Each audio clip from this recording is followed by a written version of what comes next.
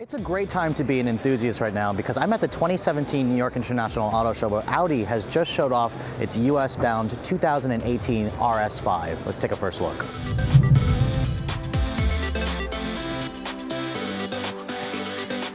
When you look at the design of the RS5, Audi's can be a little bit on the conservative side, and in terms of this new one, you can see Audi's given it a nice, meaner, aggressive look versus the standard S5 or A5 coupe. You have very nice blacked out elements in the grille and the lower fascia. There's this really cool carbon fiber lip, and overall, I really like the LED headlights with the LED daytime running lights. It's definitely a meaner looking machine with this hood bulging up to make room for the intercooler and that twin turbo V6. Now, if you want to follow me over to the side here, this particular one has these really attractive 5-spoke set of 20-inch wheels. They wrapped in 275 30 series rubber. These are summer performance tires, and of course you have huge carbon ceramic brakes on this particular one. So this is definitely a car that means serious performance, and by looking at it you can definitely tell. Now this one is the two-door coupe.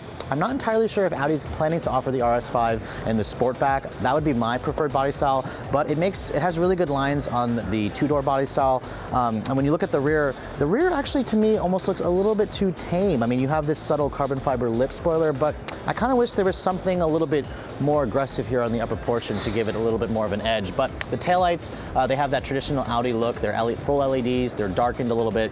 Nice, big, huge dual exhaust tips with like a black finish, and then you have the similar rear diffuser kind of finishing off the rear end. I mean, overall, this is definitely a design that is still on the conservative side, but it's nicely, tastefully elegant. It'll age really well. It definitely goes with the rest of the Audi theme in terms of the design language.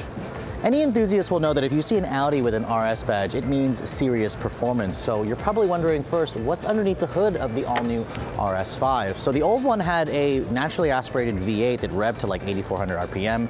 This new one has replaced that. It's now got a 2.9-liter twin-turbo V6. Now, before you start moaning and groaning, the V6 actually comes from Porsche. This is the same new V6 that they just introduced in the Panamera.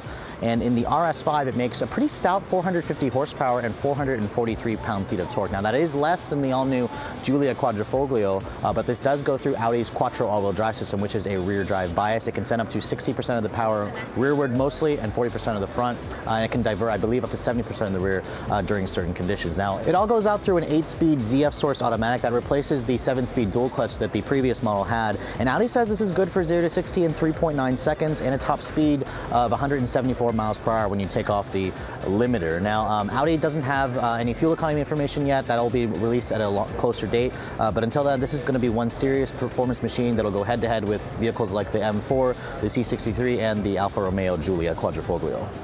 On the inside of the RS5, you can see Audi has made the necessary changes to differentiate it from even the regular S5. You can see the seats are even more aggressively bolstered. They have some really nice red stitching. One area that really stands out is the steering wheel, which is completely Alcantara. It's got a flat bottom. It's got the RS badges to let you know you have the high-end Audi RS line. Now, getting inside, I can definitely feel it feels lower than the last A5 coupe that I sat in, but it's a really nice, comfortable fit. The seats have nice aggressive bolstering, but they're super supportive, comfortable. I love the steering wheel, the design of it. I'm not sure I like the suede throughout. I just prefer kind of suede on the bolsters, leather everywhere else, but the rest of the interior is pretty standard A5, S5 stuff. You do have this new carbon fiber trim. The materials are pretty much tops in the class. Typical Audi, you have their MMI interface here, which does have Apple CarPlay and Android Auto. It works through this controller here. And then, of course, you have the virtual cockpit display. That's another wow factor that Audis have in the recent years. But overall, I think the inside is definitely befitting of a car like this.